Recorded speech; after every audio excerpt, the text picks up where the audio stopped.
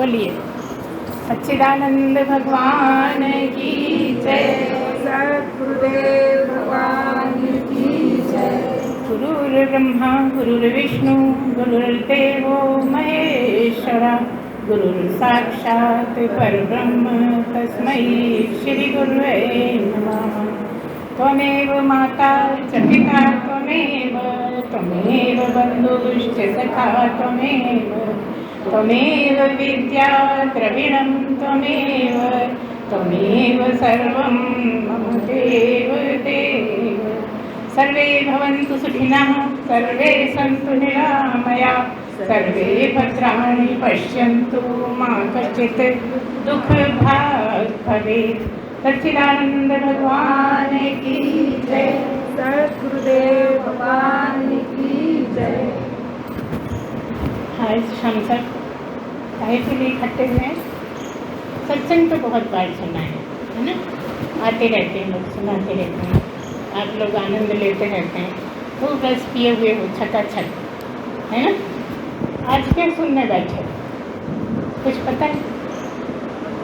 आज आप लोग वेदांत सुनने बैठे, है ना।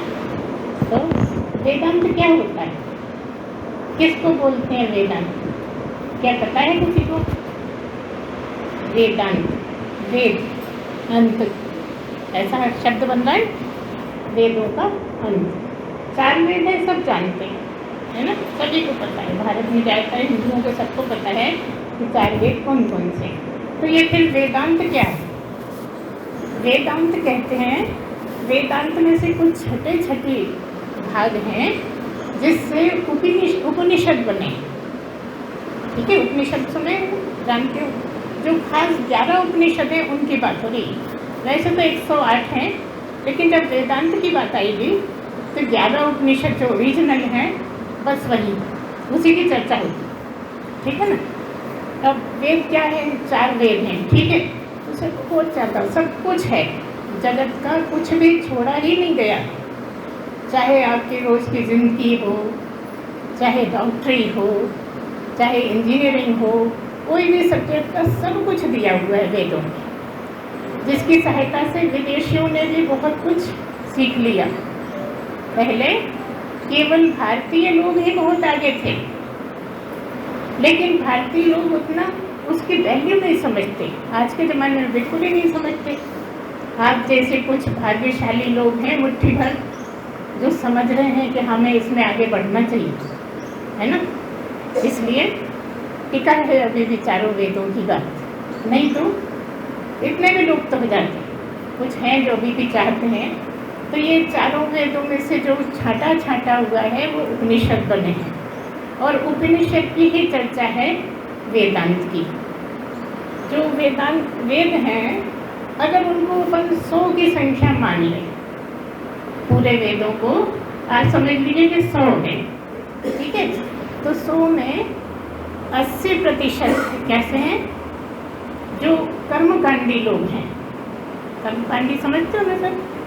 कर्मकांडी होते हैं, भक्त होते हैं, और तीसरे ज्ञान मार्ग के होते हैं, ठीक है। तो जो 80% लोग हैं वो कर्मकांडी हैं, 100 में से 80, और 16% हैं आप लोगों की तरह भक्त लोग। 16% भक्ति करने वाले हैं, जो भक्ति के मार्ग से परमात्मा को चाहते हैं, दर्शन करना चाहते हैं, ठीक है ना। अब कितने बचे? 80 हो गए, 16 हो गए, अब कितने बचे? 4। केवल 4% हैं जो ज्ञान मार्ग में आगे बढ़ते हैं, है ना।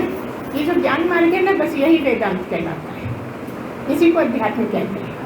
ओरिजिनल तो इसी को अध्यात्म कहा जाता है। आजकल सबको बोलने लगे हैं, पूजा पाठ को भी अध्यात्म बोलने लगे, लेकिन पूजा पाठ और बाकी जो हैं दोनों में जो शुरू हमने बताई 80% और 16%, वो सब वेदांत के नहीं हैं, है ना। तो जो 4% है वो ही है।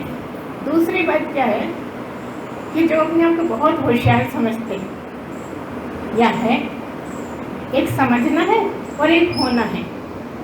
जो सही में बहुत होशियार है दिमाग से, ऐसे लोगों को काफ़ी मदद मिल जाती है वेदांत को सुनने में, समझने में। एक बात। दूसरी बात क्या है, जिन्होंने खूब भक्ति करी है, भक्ति में बहुत आनंद लिया है, भक्ति करना अच्छा लगता है, तो उनका ऐसा प्लेटफॉर्म बन गया है, वो ज्ञान को सुन सकते हैं।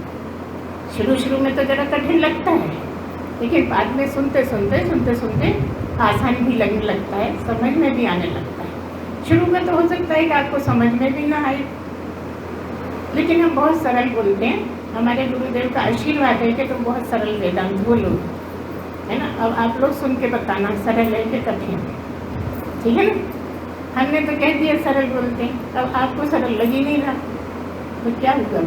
क्या गुरुदेव का आशीर्वाद गलत हो गए? कुछ तो कमी होगी जो नहीं समझ पा रहे, धीरे धीरे समझने लगोगे, ठीक है ना। तो ये वेदांत की ही बात है। क्या है कि आप जो हो, जो दिखते हो, वो आप नहीं। पहली बात क्या है कि जो इतने सारे लोग दिख रहे हैं, वो दिखते तो हैं मगर है नहीं। कैसे नहीं है? हम कहते हैं बहुत सारे जन्म काट के आए हैं हम, तब मनुष्य बने हैं। इतने सारे जन्म काट के क्यों आए हैं? क्योंकि कभी जब मनुष्य बने थे, जब हमने बहुत से ऐसे कर्म कर लिए थे जिनको हम लादे फिर रहे थे, तो भगवान ने क्या करा? नीचे की योनियों में ले गए और वहाँ कर्म कटवाए। अच्छा, नीचे क्यों ले गए? क्योंकि मनुष्य की योनि में तो आप मनमानी करते हो, भगवान की मानते नहीं, भगवान की सुनते नहीं, जैसा हमारे वेद कहते हैं वैसा करते नहीं। हम तो भैया मन मर्जी करते हैं, हम किसी के नहीं मानते। ऐसे कर करके आपने इतने कर्म लाद लिए कि करोड़ों जन्म निकल गए आपको कर्म काटते काटते। जब बहुत क्षीण हो गए कर्म, तब भगवान ने कृपा करके ये शरीर दिया, तब आप यहाँ बैठे हैं और वेदांत सुनने का मौका मिला है। इसको तो मानते हो ना? अच्छा, नीचे क्यों ले गए? एक बात तो हमने बता दी कि आप मनमानी करते थे, अपने धर्म पे चलते नहीं थे। तो जब नीचे ले जाना क्यों पड़ा? नीचे केवल इसलिए ले जाना पड़ा कि यहाँ केवल और केवल मनुष्य जन्म ही ऐसा है जहाँ कर्म बनते हैं। यहाँ इतनी स्वतंत्रता दे दी आपको भगवान ने कि तू अपनी मर्जी से चल, मैं नहीं टोकूंगा। ये कह दिया कि सब जितने भी नीचे की योनियाँ हैं, सबको मैं ही संभालता हूँ, मैं ही चलाता हूँ, मेरी मर्जी से ही वो चलते हैं। लेकिन तू इतना उत्थान पा गया है, इतनी ऊंची जगह पहुँच गया है, तुझे इतना अच्छा शरीर मैंने दिया है, तेरी बुद्धि बहुत अच्छी है, मस्तिष्क बहुत ऊंचा दिया है मैंने, इसलिए तुझे छूट दे दी है कि तू अपनी मर्जी से चल सकता है। ठीक है? क्या छूट दी? अपनी मर्जी से चल सकते हो, केवल और केवल तुम। कोई भी जीव जंतु अपनी मर्जी से नहीं चल सकता, भगवान के चलाए चलता है। लेकिन एक कंडीशन भी यहाँ लगा दी। क्या लगा दी? कि चल तो अपनी मर्जी से, जो मर्जी है वो कर, पूरी छूट है तुझे, क्योंकि तुझे मनुष्य बनाया है। तो लेकिन तुझे इतना अच्छा मस्तिष्क दे दिया है कि तू सही और गलत को समझ सकता है। क्या सही है, क्या गलत है, क्या करना चाहिए, क्या नहीं करना चाहिए, इतनी बुद्धि मैंने तुझे दे रखी है। ठीक है ना? लेकिन तब भी आपने गलत करते रहे। ये पता था कि गलत करूँगा तो गलत फल मिलेगा, अच्छा करूँगा तो अच्छा फल मिलेगा, तो भी मन मर्जी करते रहे। तो कहा क्या? परमात्मा ने कहा कि कर ले, अपनी मर्जी कर ले, जो भी करना है कर, मैं बिल्कुल नहीं टोकूंगा। लेकिन लगा दिया, लेकिन फल मैं दूंगा। सोच लीजिए, कर्म आप करिए, फल मैं दूंगा। किसने कहा? परमात्मा ने। देखो, सब काम दे दिए, कुछ काम ब्रह्मा को दे दिया, कुछ काम विष्णु को दे दिया, आप जानते हो सब, है ना। कुछ काम विष्णु जी को दे दिया, कुछ काम शिव जी को दे दिया, शंकर जी को, जो भी कहें आप, इन लोगों को क्या क्या काम दिए पता है, लेकिन फल देने का काम अपने पास रखा और किसी को दे दूंगा तो भाई भतीजावाद हो जाएगा। समझ रहे हो ना? कठिन तो नहीं है ना? हाँ, तो उन्होंने खुद अपने हाथ में क्यों लिया? ताकि आपका कोई भाई आ जाए, नहीं तो मेरे भाई बैठ गए, दूसरे के सिर पे लगा दिया, उसको सजा दे दी, है ना? कोई और अपना रिश्तेदार आया, उसको बचा लिया किसी और। आजकल हो ही रहा है, जगत में तो यही हो रहा है ना। इसलिए परमात्मा ने फल देने का काम और किसी को नहीं दिया। ये आपको खास तौर से बता रहे हैं। क्यों बता रहे हैं? कि अभी भी बहुत समय है, संभाल लो अपने आप को, क्योंकि जो करोगे वो भुगतना भी पड़ेगा। जैसा करोगे वैसा ही भुगतना पड़ेगा। अच्छा, हम देखते हैं जगत में सब बोलते रहते हैं हमने कुछ बुरा किया ही नहीं, पूरा जीवन हो गया हमने कभी किसी के साथ बुरा नहीं किया, तब भी भगवान पता नहीं हमें क्यों इतना दुखी कर रहा है। कहते रहते हो ना, सब कहते हैं। क्यों कहते रहते हैं? क्योंकि आपको पता ही नहीं क्या करके आए हो, है ना? पता है क्या किस जन्म में क्या करके आए हो? पता है क्या? कुछ नहीं पता, लेकिन तब भी कहते यही रहते हैं कि हमने तो कभी कुछ किया ही नहीं। क्योंकि जब करते हैं, जब ध्यान थोड़ी देते हैं, जब गुस्सा आ गया, चिढ़ लग गई, कुछ भी तरह तरह के भाव आ जाते हैं, ये मेरा है, ये दूसरे का है। अब किस तरह की बातें करते हो आप स्वयं जानते हो, हर मनुष्य जानता है कि हम क्या मन में सोच रहे हैं, क्या ऊपर से बात कर रहे हैं, तो क्या कह रहे हैं, हम कहना क्या चाह रहे हैं। हम कहना इतना ही चाह रहे हैं कि जब भगवान ने इतना अच्छा मस्तिष्क दिया है तो सोच समझ के करो, अपना तेरा छोड़ो। क्यों छोड़ो? क्योंकि अपना तो केवल है ना, एक ही है, बस एक ही है अपना। ये जो सब बैठे हैं ना, इन सब में एक ही है।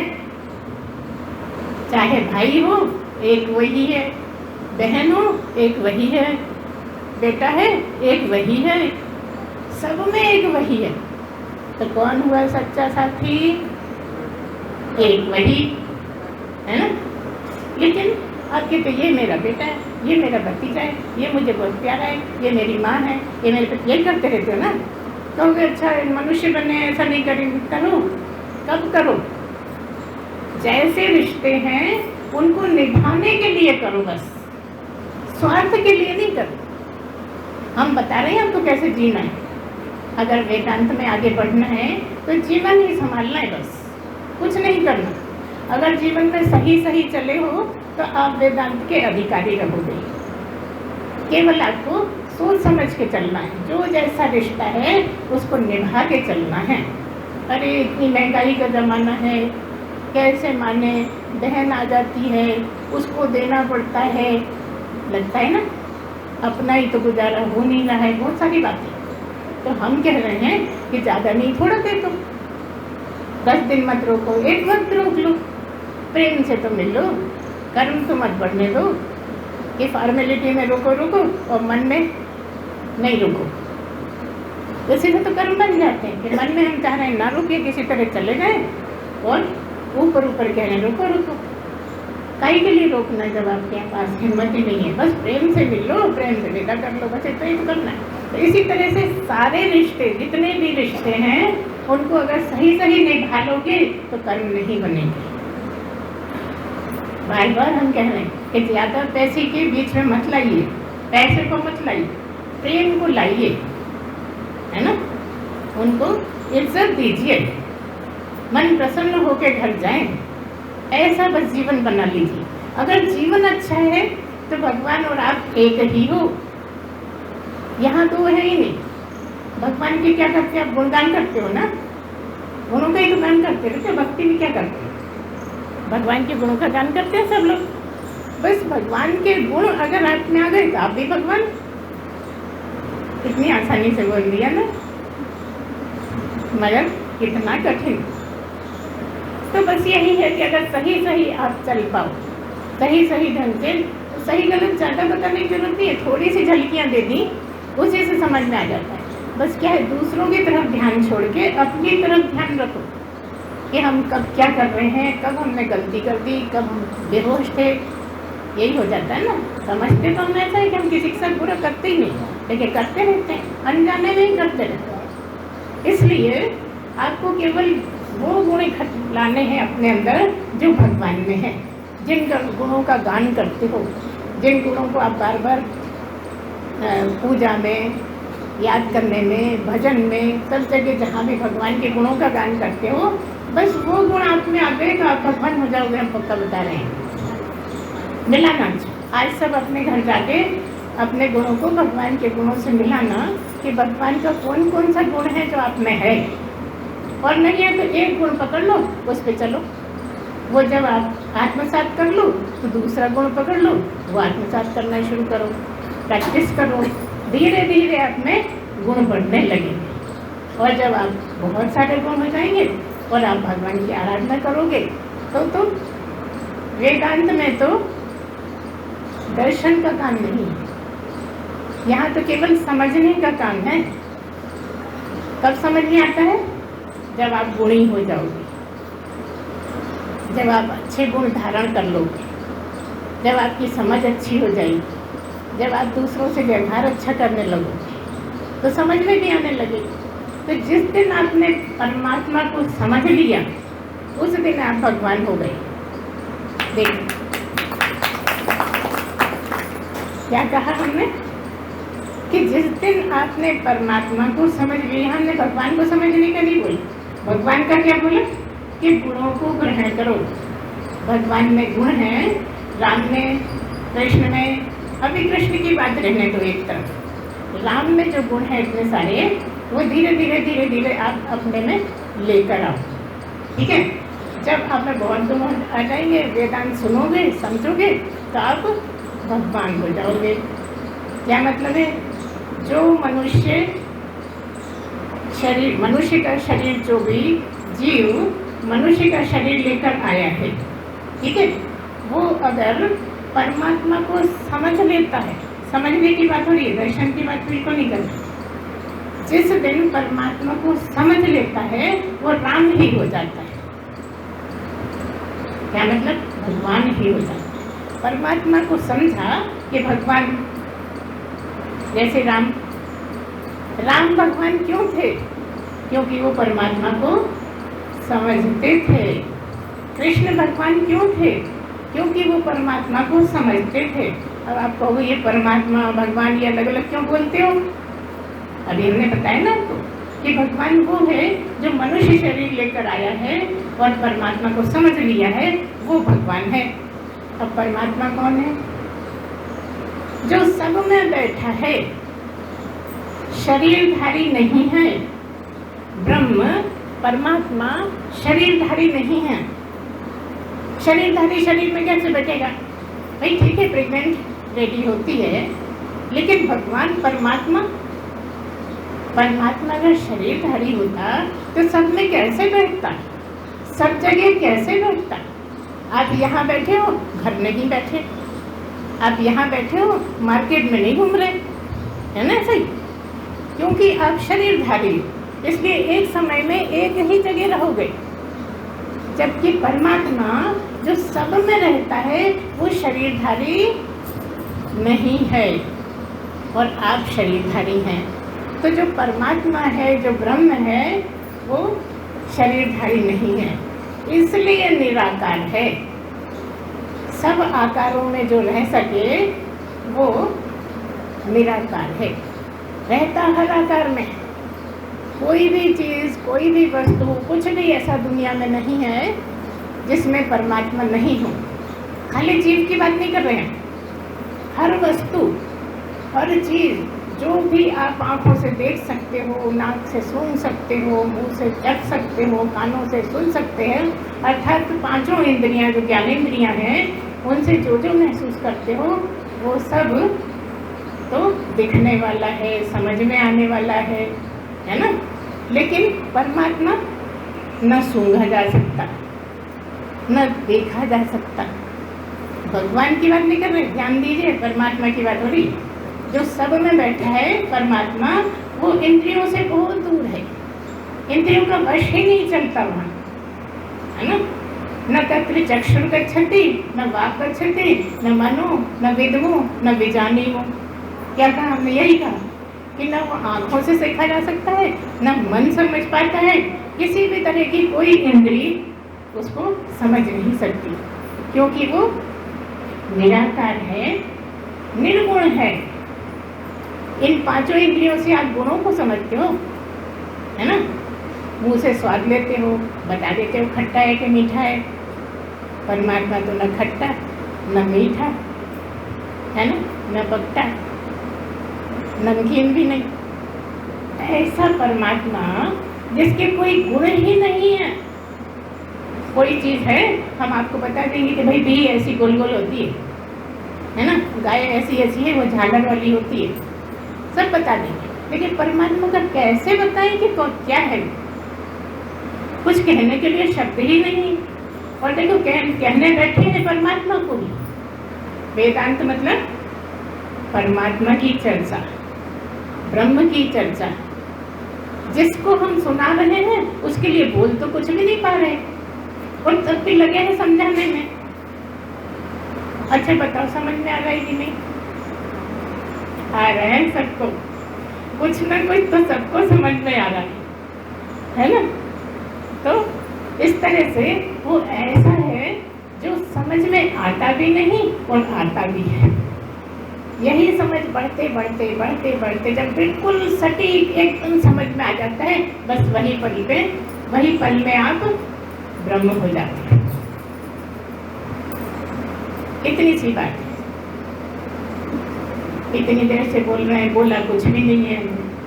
हमें अच्छे से पता है कि बस बोल ही रहे हैं, मगर बोला कुछ नहीं परमात्मा के बारे में। अब लोग कहते हैं कि परमात्मा के बारे में सुना, कैसे सुनाए? कोई तो गुण हो। भगवान ने तो बहुत गुण है, खूब गुणगान कर सकते हैं, 1 घंटे 2 घंटे 24 घंटे लगातार। लेकिन परमात्मा की क्या करें गुणगान? सारे गुण उसी के, और कोई भी गुण उसका नहीं। वेदांत की यही विशेष बात है कि विपरीत चलता है सब कुछ। हम कहेंगे कि उसका कोई आकार नहीं है और सब आकार उसी के हैं। भाई एक बात बोलो, या तो कह दो कोई आकार नहीं, या कह दो सब आकार उसके, दो क्यों बोलते हो? हम क्या माने? इसलिए वेदांत समझ में नहीं आता। एक ही जगह दोनों चीज़ें खड़ी हैं, हाँ भी और ना भी। बस कहाँ हाँ कहाँ ना, इतना ही समझना है। समझते समझते समझते समझते जब समझ में आ जाता है ना, तो जैसे हम नहीं बोल पा रहे, आप भी नहीं बोल पाओगे। सब बोल लोगे, भक्ति बोल लोगे, रामायण बोल लोगे, गीता बोल लोगे, लेकिन परमात्मा के बारे में कुछ नहीं बोल पाओगे। बस यही तो वेदांत। पर बोल सब कुछ रहे। बता, इतनी देर से क्या चुप बैठे? बोल ही तो रहे हैं ना। तो इस तरह से जब धीरे धीरे धीरे धीरे आप उसमें एकाग्र होगे, आपकी जिज्ञासा बढ़ेगी, इच्छा बहुत ज़्यादा बढ़ेगी, जीवन को जीना सीख जाओगे। हम और कुछ थोड़ी करते हैं, बस जीवन कैसे जीना यही बताते हैं। जीवन सही हुआ कि आप वही हो गए जिसको ढूंढ रहे हो। अब ये भी नहीं कह सकते कि भाई अमरनाथ जाओ, वहाँ मिल जाएंगे परमात्मा, है ना। वो तो सभी जगह रहता है, हर जगह रहता है। जो हर जगह रहे वो कौन? परमात्मा। तो इस तरह से आप इस बात को ठीक से समझो कि सबसे पहली चीज़ जो है वो क्या है? अपने गुणों को ठीक करो, दुर्गुणों को हटाओ। मेहनत तो पड़ेगी,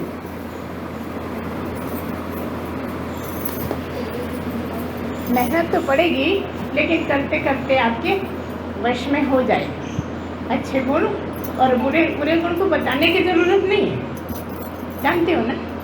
अच्छा क्या है, बुरा क्या है, सब जानते हैं ना।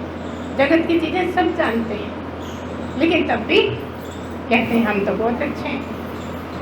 तो अगर आप शुरुआत करना चाहते हो तो एक बात बता दें, हम कड़वी वाली,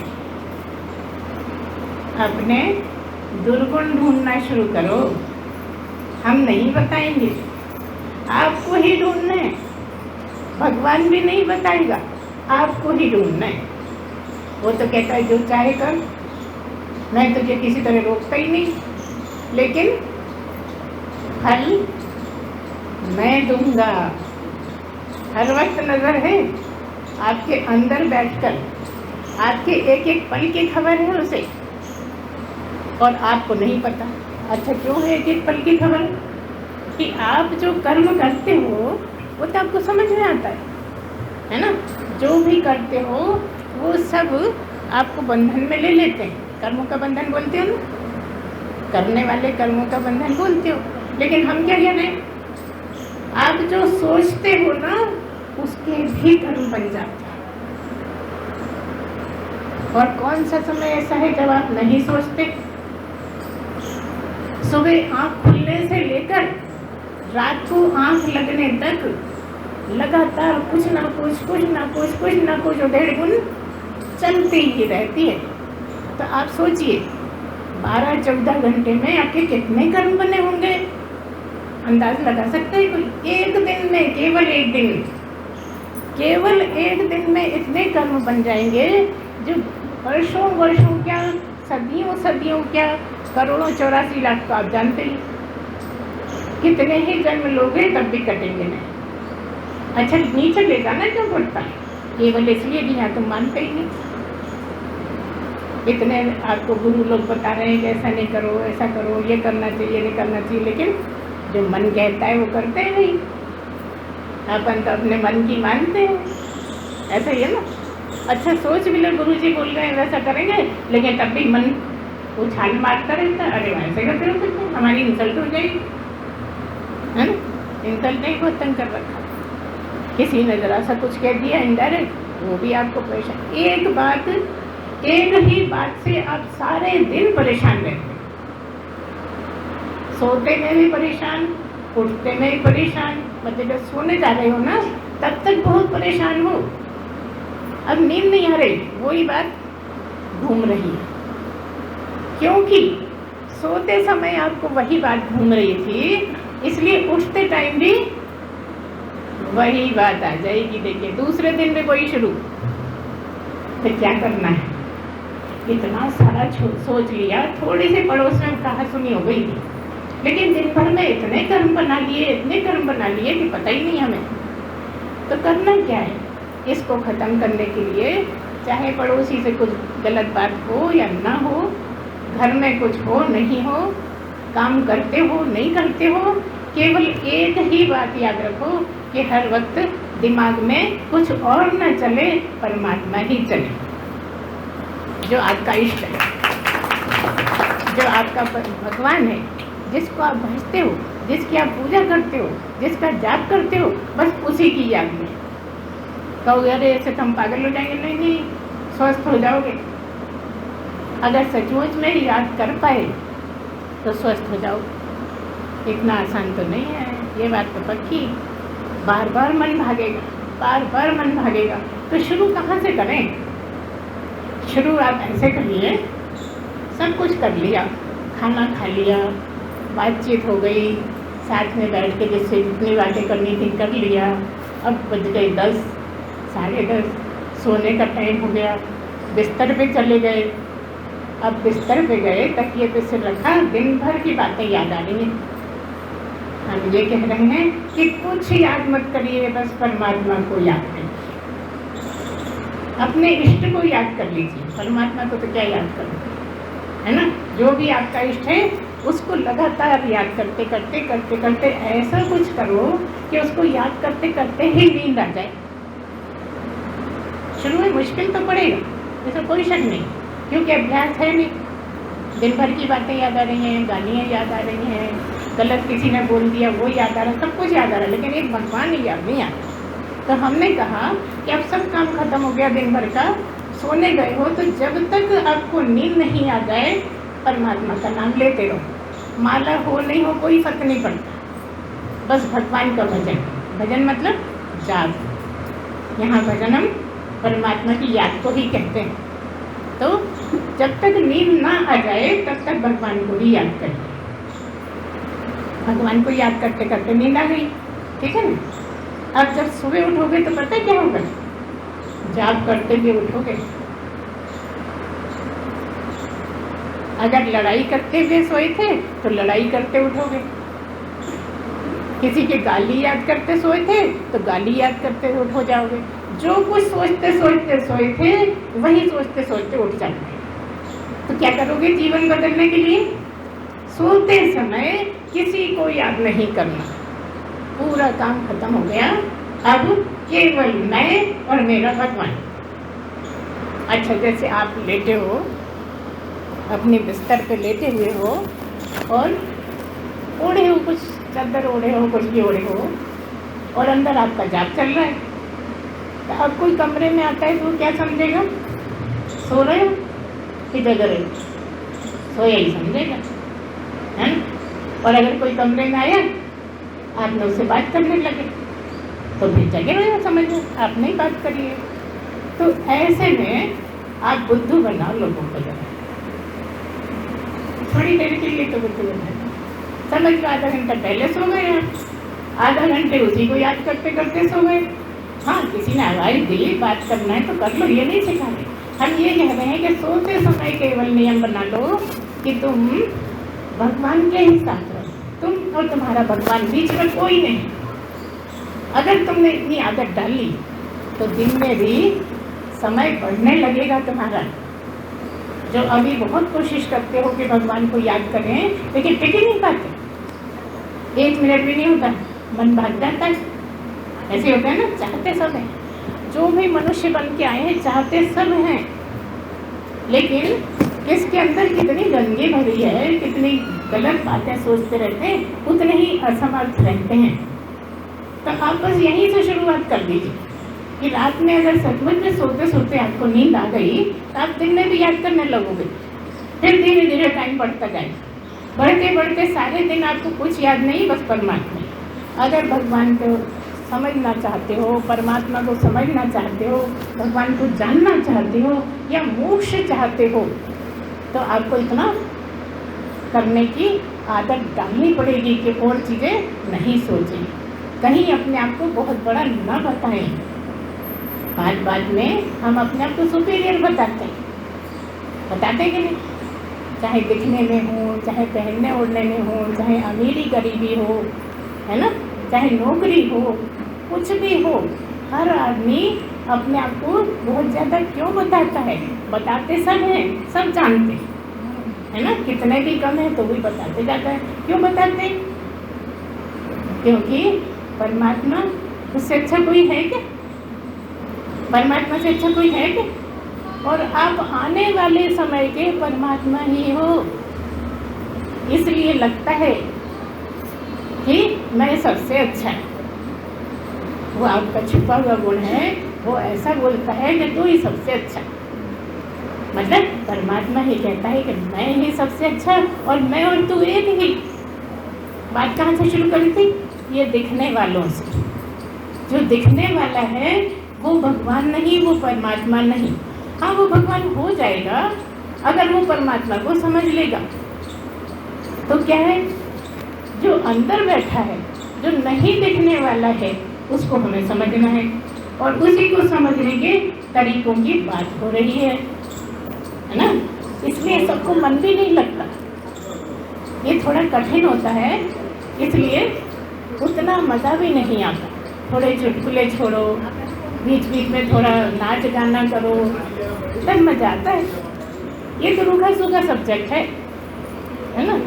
तो जिसको इसमें मन लग जाए तो वो आज नहीं तो कल भगवान हो ही जाएगा। देखो, परमात्मा तो एक ही है ना, चाहे यहाँ का हो, चाहे अमेरिका का हो, चाहे यूरोप का, कहीं का भी हो, एक ही है।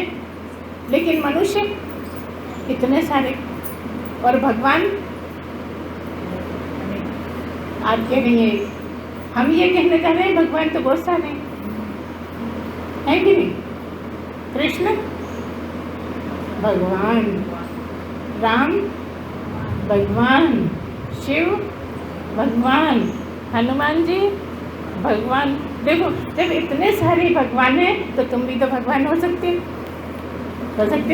और जिसने भी ध्यान से सुना होगा उसको ये समझ में आ गया होगा कि हम जीते जी इसी शरीर के साथ भगवान हो सकते हैं। अब कोई तुम्हें माने नहीं माने उससे क्या फर्क पड़ता है, एक ही है मानने वाले। अगर वो मान रहा है जो स्वयं बदला गया तो किसकी चिंता करें, है ना। बस इतना ही करो। यहाँ चिंता करें इसलिए आया कि चिंता किसी की मत करो, चिंता नहीं, चिंतन करो और केवल परमात्मा, केवल ब्रह्म का, है ना। कैसे करो? अपने भगवान के गुणगान करके, ठीक है ना। जब तुम भगवान हो जाओगे तो परमात्मा भी हो जाओगे, क्योंकि परमात्मा को जिसने समझ लिया वो परमात्मा ही हो गया। रामायण कह रही है, जान नहीं तुम्हें हो ही जाए। पढ़ी नहीं रामायण? पढ़ी कि नहीं? इसमें ये लाइन आती कि जिसने परमात्मा को जान लिया वो परमात्मा ही हो गया। देखिए, जो भी चाहते हैं कि वहाँ तक पहुँच जाए, पूरी पूरी संभावना है और केवल इसी जीवन में है। न बकरी के जीवन में, न बिल्ली के जीवन में, है ना, न गधे के जीवन में, न ऊँट के, जिराफ के, किसी के जीवन में नहीं है मौका अभी ही है। और तुम्हें भेजा काय के लिए है? केवल इसी काम के लिए भेजा है। बाकी सारे काम तो आसपास के हैं। केवल मनुष्य ही ऐसा है, उसको इतना तीव्र मस्तिष्क दिया ही इसीलिए है कि ये समझना बहुत कठिन है, लेकिन तू समझ सकता है, तू समर्थ है, तू परमात्मा को जान सकता है। मैंने तुझे ऐसा मस्तिष्क दिया है जिससे तू परमात्मा को समझने का प्रयत्न कर। लेकिन हम कितना कर रहे हैं बताओ? दिन भर में कितने कर्म बना लेते हैं, कितनी गलतियाँ कर जाते हैं, कितने कुछ भी मन मुटाव कर लेते हैं हर किसी से, जहाँ हमारी मर्जी की नहीं हुई कि बस कुछ भी मन में आने लगता है। सास बहू का देख लो, देवरानी जेठानी का देख लो। अब आप लोग कहते होंगे जैसे औरतों की बात कर रहे हैं, औरतें ही तो बैठती हैं यहाँ पे, बस केवल ऐसा लगता है कि भगवान केवल औरतों के साथ है, आदमियों का तो कोई वास्ता ही नहीं भगवान से। कुछ लोग हैं जो यहाँ बैठे हैं, लेकिन अच्छा बहुत टाइम से ये भी चल रहा था कि अगर धर्म पत्नी है तो वो जितना करेगी ना तो पति को भी आधा मिलेगा, लेकिन ऐसा है नहीं। पति अगर करता है, धर्म पे चलता है, तो पत्नी को आधा मिलता है। पत्नियों का तो प्राइवेट मामला है। बुरा ना माने, पुरुष लोग बुरा ना माने, लेकिन असलियत इतनी ही है कि पत्नियों का तो पूरा का पूरा उन्हीं के हिस्से में रहता है। अब अभी तक जो अफवाहें फैली हुई थी तो पति बड़े खुश होते थे कि हमारे बदले का ही पत्नी कर रही है, हमें भी मिल रहा है। लेकिन हम चेता दें कि अभी मौका है, अभी मनुष्य जन्म में है, अभी कमाई कर लीजिए। जितने ज़्यादा कमाई कर लोगे उतना ही अगला जीवन फिर अच्छा मिल जाएगा।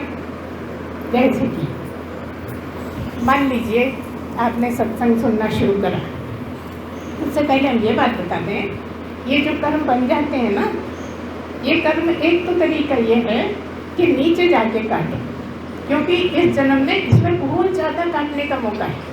अगर तुम सही सही जीना सीख जाओ ना तो मनुष्य जन्म में सबसे ज़्यादा कर्म कर सकते हैं, लेकिन क्योंकि करते नहीं हो इसलिए भगवान मजबूरी में नहीं चले जाते कि अब मैं अपनी मर्जी से चलाऊँगा, तू तो मानता ही नहीं है, अब मैं जैसे कहूँगा वैसे चलना पड़ेगा फिर, और चलते हैं जानवर, ठीक है ना।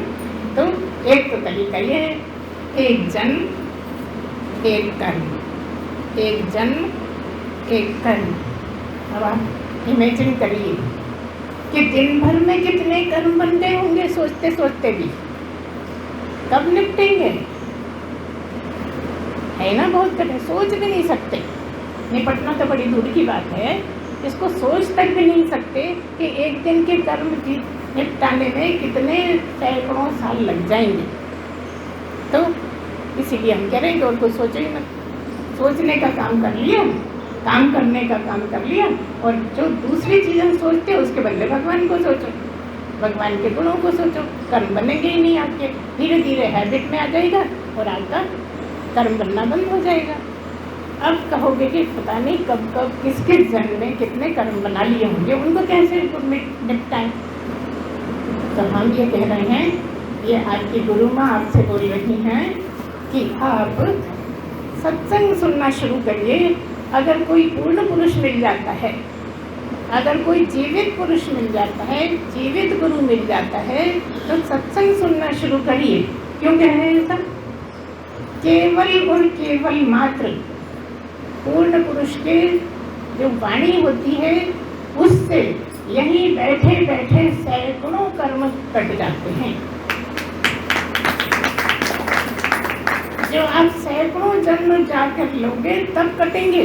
एक जन्म एक ही कर्म कटेगा, चाहे वो केंचुए का जन्म हो, चाहे वो कछुए का जन्म। और कछुए का पता है कितनी उम्र होती है? अगर वो मर ना पाए, किसी ने उसको मारा नहीं, कोई दुर्घटना उसके साथ नहीं हुई, 400 साल बीता है। अब बताओ कितना कठिन कर्म होता होगा जो कछुआ बनना पड़ता है। और कट रहा है एक ही कर्म। इसलिए कोई अगर प्राप्त पुरुष है, कोई ज्ञानी पुरुष है, जीवित है, सतगुरु जिसको आसान भाषा में कह सकते हैं, जो सतगुरु है, जिसने भगवान को जान लिया है, ऐसे पुरुष की वाणी भर सुनने से यहीं बैठे बैठे हजारों हजारों लाखों कर्म कट जाते हैं। तो सबसे आसान तरीका क्या हुआ? कर्म काटने का तरीका क्या हुआ? इधर से भी आवाज आए कुछ? बस देखिए कितना आसान। लेकिन प्राप्त पुरुष इतने दुर्लभ है कि मिलते ही नहीं है। सैकड़ों सैकड़ों देख लो, लेकिन प्राप्त उनमें से कोई मिलता नहीं। सब अपने अपनी बातें बता के चले जाते हैं।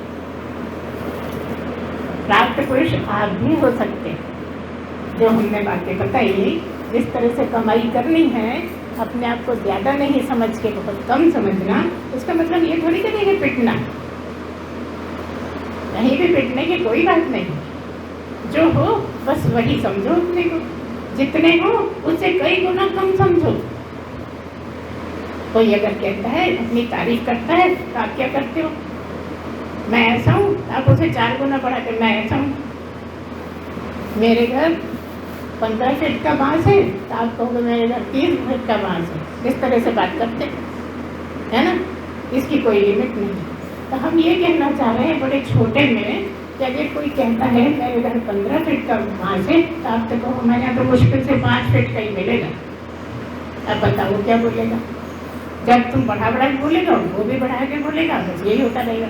जब कोई अपने आप को ज़्यादा बताता है, तो अपने आप को छोटा सा बता दो, बात खत्म। कर पाओगे? मुश्किल है। उस टाइम याद आ जाए, उस टाइम अच्छा इतना बता रही है, अब मैं बताती। होता है ना। हम केवल इसलिए आए, थोड़े थोड़े प्रसाद रख लेना अपने पास। ये जो वाणी का प्रसाद चल रहा है ना, इसको गांठ बांध के रख लेना, जीवन में उतार लेना, अपने जीवन रोज के जीवन में ग्रहण कर लेना, है ना। जरूरी है अगर मनुष्य जीवन को सफल बनाना है। मनुष्य जीवन को सफल बनाना बस एक ही बात से होता है कि जिसके लिए भगवान ने आपको यहाँ पे भेजा है, वो काम पूरा कर लीजिए, सफल। बताओ, कुत्ता अपना काम कर रहा है कि नहीं? कर रहे हैं। गधा कर रहा है कि नहीं? ऐसे ऐसे जानवर जिन्हें हम गाली के रूप में बोलते हैं, वो अपना काम कर रहे हैं। और हम बताओ, गधे से बड़े हैं कि छोटे? आप भी डिसाइड कर लो। हम कहेंगे तो बुरा लगेगा, है ना। केवल और केवल मनुष्य ही ऐसा है कि जिसके लिए भेजा गया है वो नहीं करने को तैयार, बाकी सब करने को तैयार। हम ये नहीं कह रहे कि नौकरी मत करो, हम ये नहीं कह रहे कि खाना मत खाओ, हम ये नहीं कह रहे कि खाना मत बनाओ, सब कुछ करो। लेकिन जो मुख्य काम है, जिसके लिए आपको भेजा गया है, उससे दूर मत हो, उसी में जीवन काटो। अब उसका फायदा क्या होगा? जब कोई सद्गुरु से सुनोगे, बार बार सुनोगे, तो आपके कर्म बहुत क्षीण हो जाएंगे। और बहुत सारे जन्मों में भगवान ने क्यों घुमाया था? जन्म क्षीण करने के लिए। जब बहुत क्षीण हो गए, तब उसने मनुष्य जन्म दिया। अब जब तुम इस जीवन में मनुष्य ये सुनते रहोगे, किसी सद्गुरु से सुनोगे बार बार बार बार, तो आपके कर्म बहुत क्षीण हो जाएंगे। और फिर से मनुष्य बनने की शर्त क्या है? कर्म क्षीण। जब सुना तो आपके कर्म ज्यादा रहे नहीं, तो फिर से मनुष्य, फिर से मनुष्य, फिर से मनुष्य, बार बार मनुष्य जन्म। और जो आपकी इच्छा होती है वो भगवान कभी ना कभी दे देता है। देता है ना? कोई देता नहीं, कोई नहीं देता। सारी जिंदगी वही मांगते मांगते देता नहीं। हमें पता है, हम बताएं अगले जन्म में दे देगा, जब तक बहुत देर हो जाएगी, है ना? कोई भी इच्छा बहुत ज्यादा करी है, तुम कह रहे मिल नहीं रहा, लेकिन वो होते होते अगले जन्म में मिल जाएगा और वही आपका सिर दर्द बन जाएगा। समझ में आ रही है बात? जो मांग रहे हो अभी तो रोते रोते चले जाओगे कि मिला नहीं, लेकिन क्योंकि मांगा है इसलिए भगवान झूठ नहीं बोलता।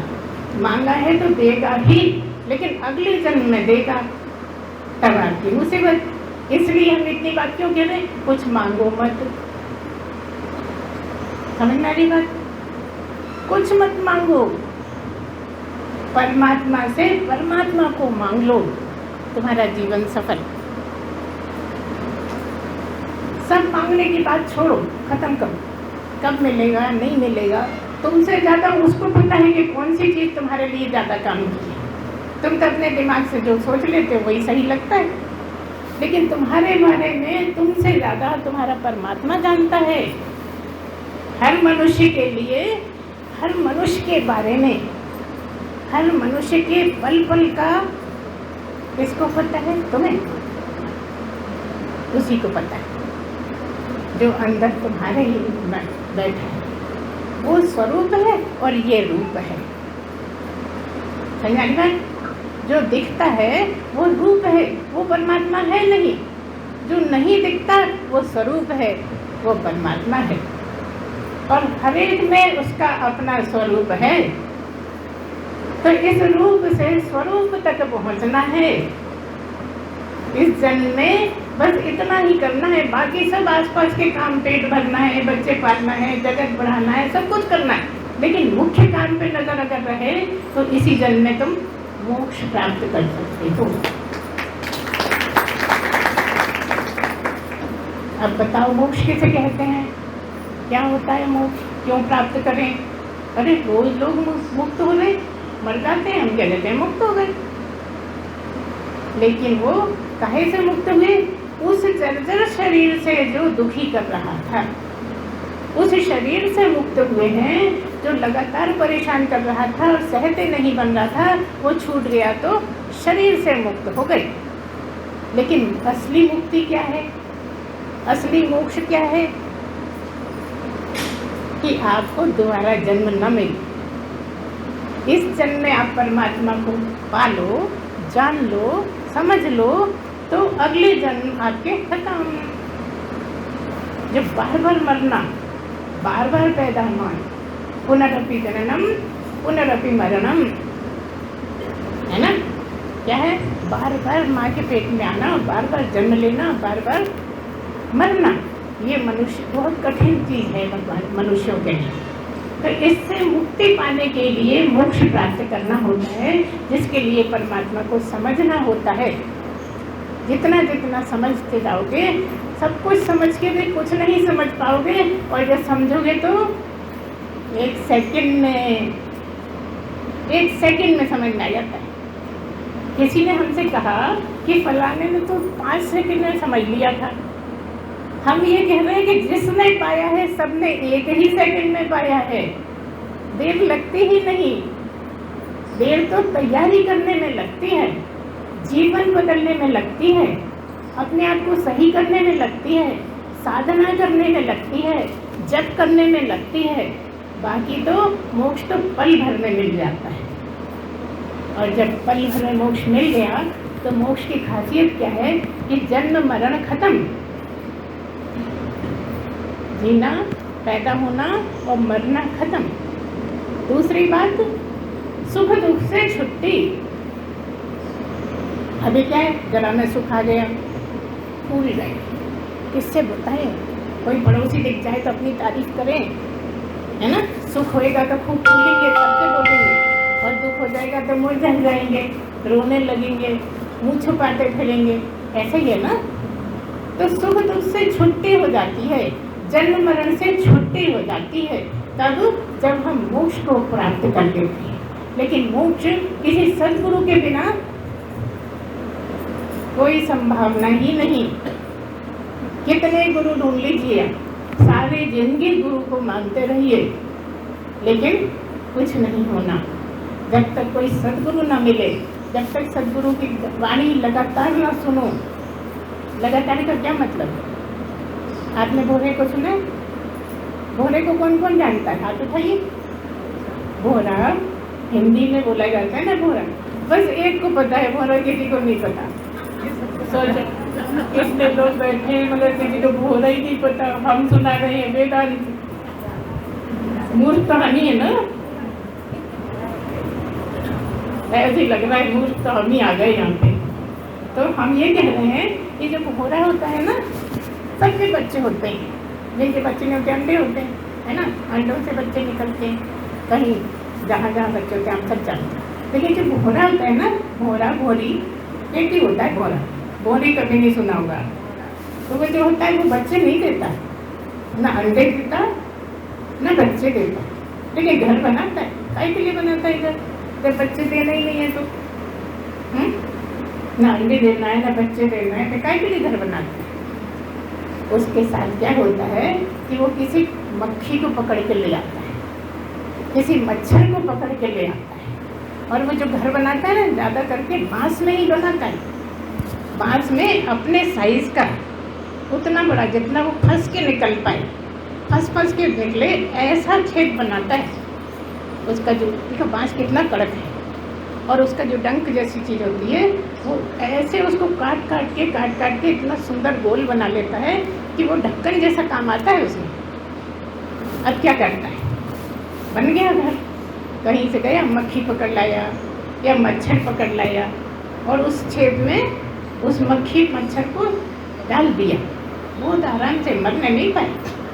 अब क्या करा उसने? अंदर मुंह करके ठस के बैठ गया। ऐसा ठस के बैठ गया जैसे तुम किसी बॉटल में कार्क लगा देती हो ना, देखो गिर ना पाए। फिर चाहे अमेरिका तक चले जाओ, गिरेगा नहीं। ऐसा कार्क लगाती हो ना कई भाई, कि रास्ते में गिर नहीं जाए, वहाँ तो फेंका बाकी भी होती है सूटकेस होती। तो ऐसा कार्क बन जाता है वो भोरा। अंदर मुंह करा और ठस के बैठ गया। अब लगातार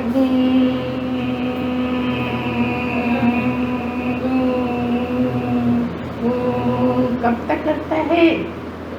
जब तक वो भोरा नहीं बन जाता। आई बात समझ में? जब तक बोलता रहता है, जब तक बोलता रहता है, जब वो मक्खी या मच्छर भोरा इतना कड़क, मक्खी तो जलान पे चल जाती, गंदी गंदी है ना, मच्छर जलान मर जाता है, लेकिन वो भोरा अपनी आवाज़ से भोरा बना लेता है। तो ये भोरा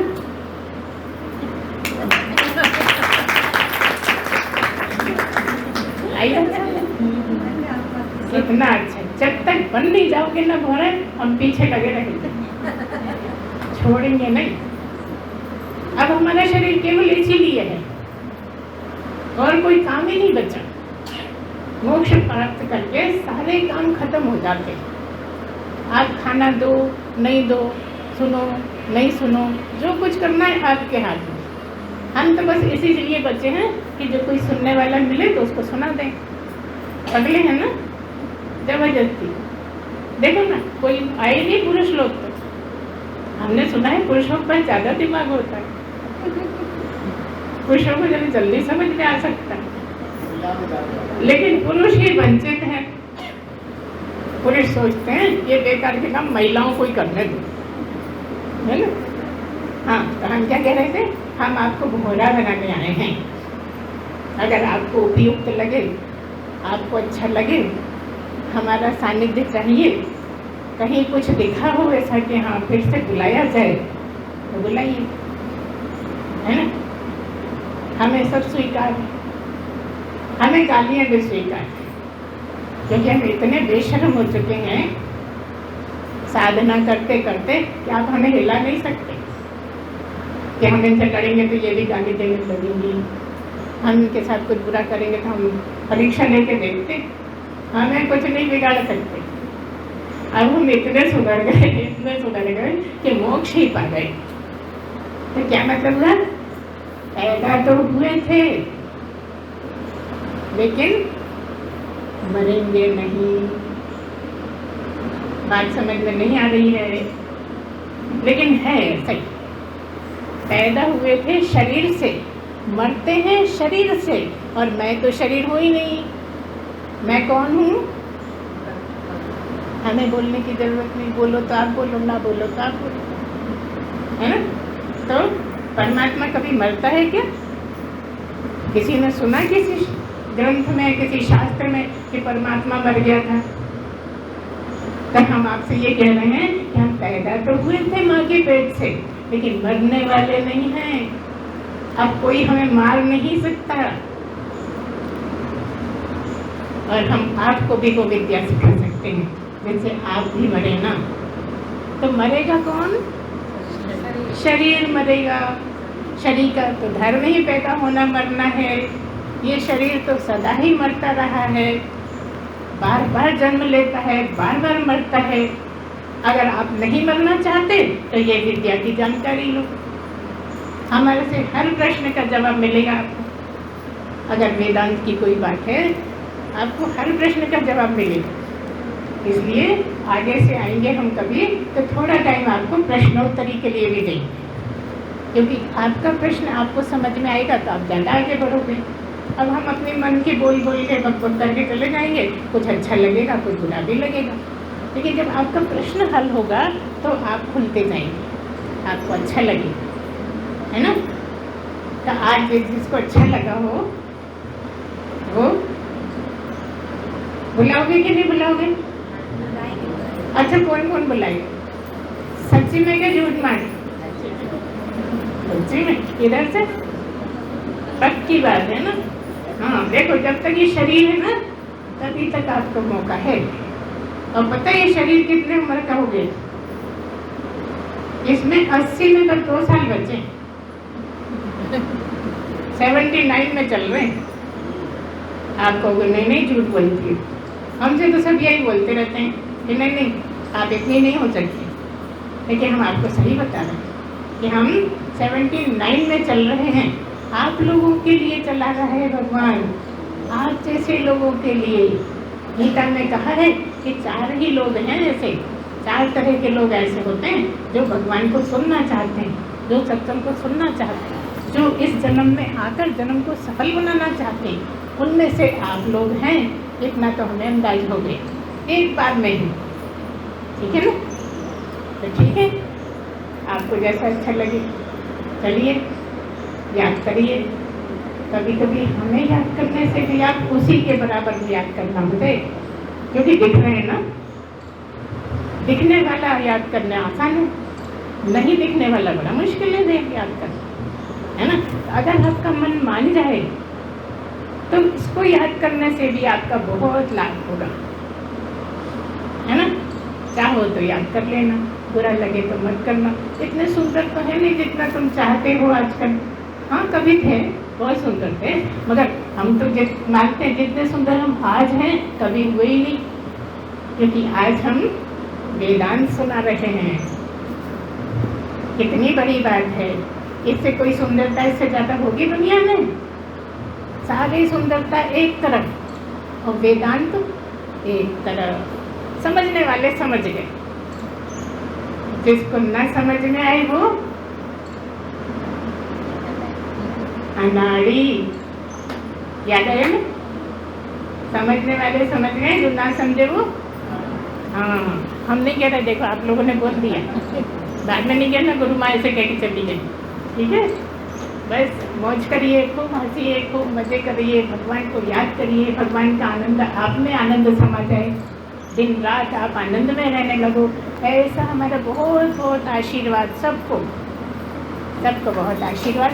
खुश रहिए, आगे सद्गुरुदेव भगवान की जय, सच्चिदानंद भगवान की जय। एक बार और बोलिए। सच्चिदानंद भगवान की जय। पूर्णमदः पूर्णमिदं पूर्णात् पूर्णमुदच्यते पूर्णस्य पूर्णमादाय पूर्णमेवावशिष्यते। ओम शांति शांति शांति। सच्चिदानंद भगवान की जय। सद्गुरुदेव भगवान की जय।